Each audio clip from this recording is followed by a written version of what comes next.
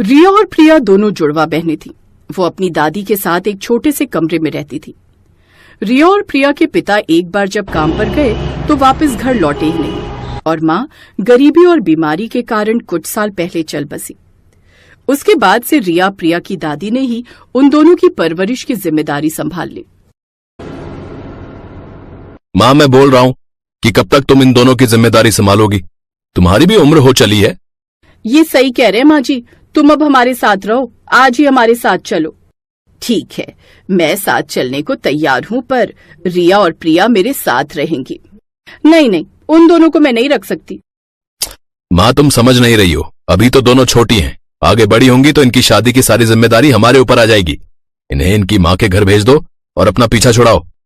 बोल लिया तुम दोनों ने। अब मेरी सुनो, मैं अपनी पोतियों के बिना नहीं रहूंगी। मैं हमेशा उनके साथ रहूंगी।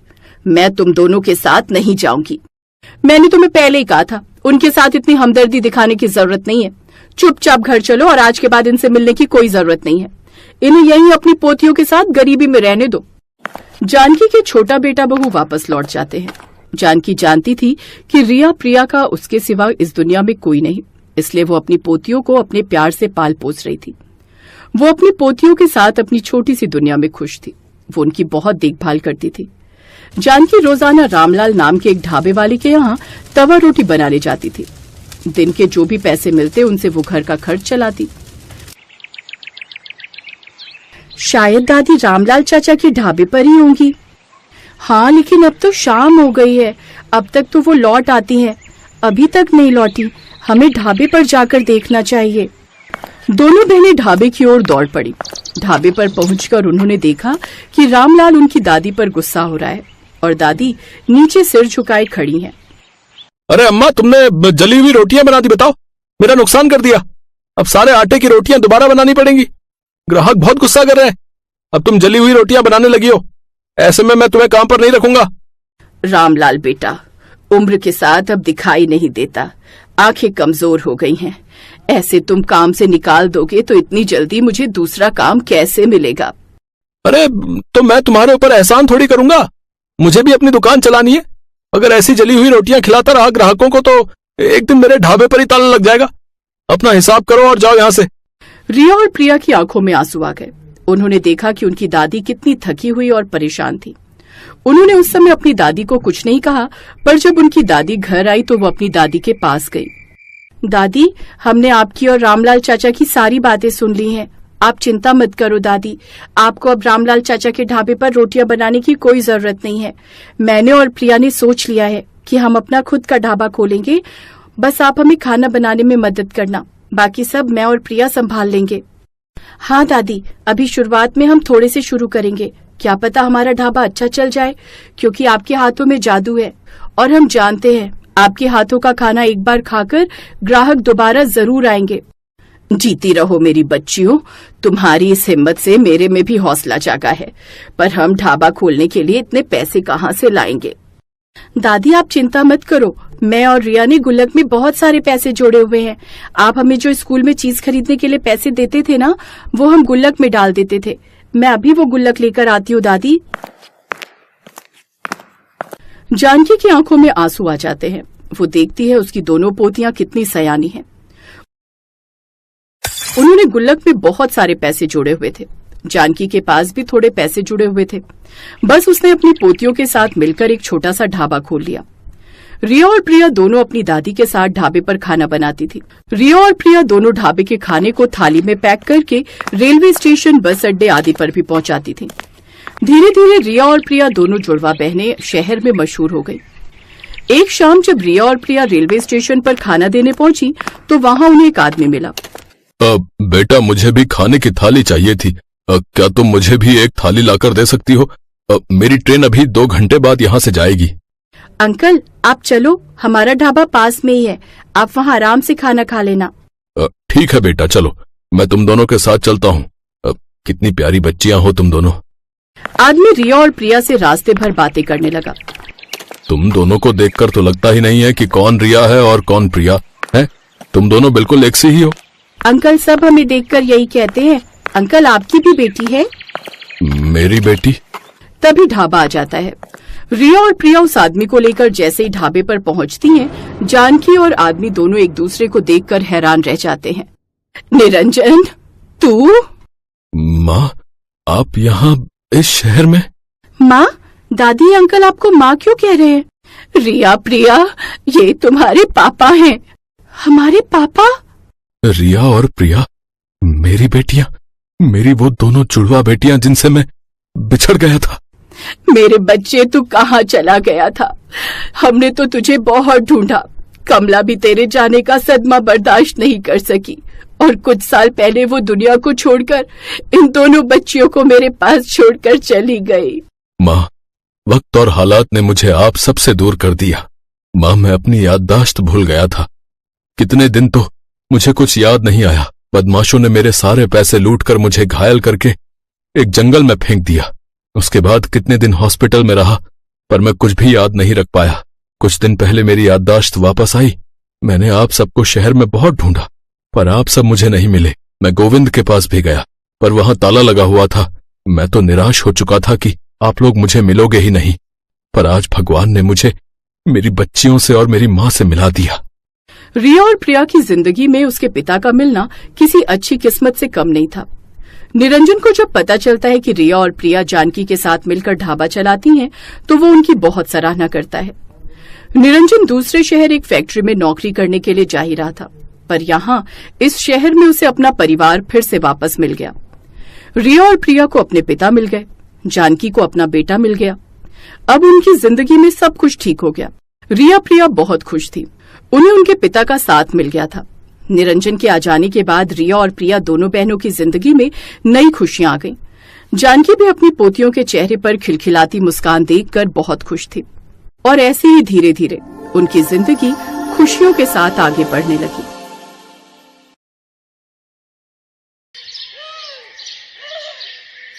चलना अनन्या, किसी को उल्लू बनाते हैं। क्या सुकन्या, तुझे तो हर टाइम मस्ती सूझती रहती है। घर चल। चल लेंगे ना, पर पहले किसी को बेवकूफ बनाते हैं। नहीं, बहुत हो गया। उल्टे पुल्टे काम तू करती है और डांट मुझे खानी पड़ती है। और सुन, वो कल पड़ोसन आंटी के साथ क्या किया तूने? क्यों, कुछ कह रही थी क्या? हाँ, मुझसे कह रही थी कि आजा तुझे सबक सिखाती हूँ। बता तूने क्या कहा उन्हें? अरे कुछ नहीं, वो मुझे बहुत खड़ूस लगती है तो मैं उनसे भिड़ गई। और जब उन्होंने मुझसे कहा कि वो मम्मी से शिकायत कर देंगी, तो मैंने भी कह दिया, यहाँ मैं भी देख लूंगी, मेरा नाम अनन्या है, अनन्या। इतना कहकर अनन्या गुस्से में सुकन्या को मारने के लिए दौड़ी और सुकन्या अपने घर की तरफ भागने लगी। अनन्या और सुकन्या जुड़वा बहनें थी, देखने में बिल्कुल एक जैसी। उनमें फर्क कर पाना बहुत ही मुश्किल था। कई बार तो उनके माता पिता भी उन्हें पहचानने में धोखा खा जाते थे और इस बात का सुकन्या बहुत फायदा उठाती थी। वो हमेशा कुछ भी शरारत करती तो डांट बेचारी अनन्या को खानी पड़ती। उस दिन भी घर देर से आने के लिए अनन्या को ही माँ से डांट खानी पड़ी। फिर शाम को, मिल गया सुकून तुझे? अरे यार, क्यों इतनी टेंशन लेती है? 1-2 साल बाद हमारी शादी हो जाएगी, फिर तू कहाँ और मैं कहाँ। सुकन्या धीरे धीरे और चालाक और कामचोर होती गई और अनन्या उतनी ही मेहनती और संस्कारी। मगर दोनों बहनों की किस्मत ने उन्हें एक दूसरे से दूर नहीं होने दिया।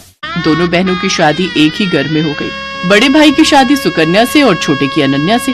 अनन्या को घर का सारा काम आता था, खासकर वो खाना बहुत ही अच्छा बनाती थी, जबकि सुकन्या ने कभी कुछ नहीं सीखा। फिर एक दिन,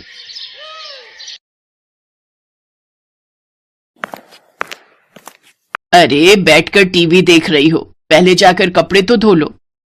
माँ जी, आप अनन्या को बोल दो ना, सुबह से मैं ही तो घर का सारा काम कर रही हूँ, बर्तन धोए और फिर खाना भी बनाया। अच्छा, सॉरी बेटा, मुझे लगा कि वो सब अनन्या ने किया है। नहीं माँ जी, सारे काम मैंने किए, वो तो बस अभी निकली है अपने कमरे से। अच्छा, रुको जरा, अभी खबर लेती हूँ उसकी। सरला गुस्से में अनन्या के पास गई जो झाड़ू लगा रही थी। दिन भर बस टीवी या फिर आराम, अब ये कोई टाइम है झाड़ू लगाने का? पर माँ जी। चुप हो जाओ, एक उसे देखो, अपनी बहन को, कितना काम करती है बेचारी। अपनी सास की बात सुनकर अनन्या समझ गई कि उसकी बहन सुकन्या ने उसकी सास को भी बेवकूफ बना दिया है। वो अपनी सास से कुछ नहीं बोली और चुपचाप झाड़ू लगाती रही। बेचारी अनन्या सुबह से शाम तक घर के सारे काम करती, लेकिन फिर भी उसे ही सास की डांट खानी पड़ती। फिर एक दिन, अरे बहू चल, मेरे साथ रसोई में आज मिलकर खाना बनाते हैं। ठीक है माँ जी, आप चलो, मैं आती हूँ। सरला रसोई की तरफ चली गई और सुकन्या सीधे अनन्या के कमरे में। अरे अनन्या, वो तुझे माँ जी बुला रही हैं खाना बनाने के लिए। अच्छा, बस अभी जाती हूँ। सुकन्या ने एक बार फिर अनन्या को बुद्धू बना दिया था और बेचारी अनन्या को पता ही नहीं था कि उसकी सास ने उसे नहीं बल्कि सुकन्या को बुलाए है। उधर रसोई में आ गई, कहाँ रह गई थी? चलो एक काम करो, तुम आटा गूंथ दो, मैं सब्जी काट देती हूँ। ठीक है माँ जी। अनन्या ने बहुत जल्दी और बहुत अच्छा आटा गूंथा था, जिसे देखकर सरला बहुत खुश हुई। और फिर, क्या बात है, इतनी जल्दी और इतना अच्छा आटा गूंथ दिया। अरे तुम अनन्या को कुछ सिखाती क्यों नहीं हो? उसे तो कुछ भी नहीं आता। अनन्या समझ गई थी कि उसकी सास सरला उसे सुकन्या समझ रही थी और वो ये भी समझ गई थी कि रसोई के काम से बचने के लिए कामचोर सुकन्या ने उसे सरला के साथ भेज दिया। उसे सुकन्या पर बहुत गुस्सा आया, लेकिन वो कुछ बोली नहीं। ऐसे ही वक्त बीतता गया। सरला की नजर में घर का सारा काम सुकन्या करती थी, रसोई सुकन्या ही संभालती थी, जबकि अनन्या सिर्फ दिन भर टीवी देखती थी, जबकि सच इससे बिल्कुल उलट था। और फिर एक दिन,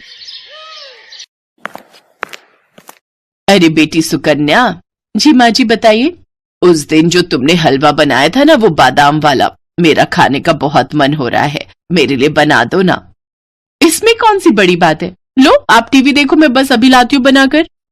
ना ना, मुझे तो खाना है ही, पर मुझे वो हलवा बनाना भी सीखना है, तो मैं भी चलती हूँ साथ। तुम बनाना और मैं देखूंगी। अब आप बैठिए ना माँ जी। अरे चलो ना, साथ में बनाते हैं। सरला जिद पर अड़ गई थी और उधर सुकन्या की हालत खराब हो रही थी, क्योंकि आज तक उसने कभी कुछ बढ़िया नहीं बनाया था, जबकि उसकी सास सरला को लगता था कि सुकन्या ने पूरी रसोई संभाल रखी है। लेकिन सुकन्या इतनी जल्दी हार कैसे मान लेती? उसने फौरन दिमाग दौड़ाया। अब माँ जी, मैं तैयारी करती हूँ, तब तक आप बादाम ले आइए। अरे मुझे अपने कमरे में जाना पड़ेगा, बादाम का डिब्बा वहीं रखा है, चलो मैं लेकर आती हूँ।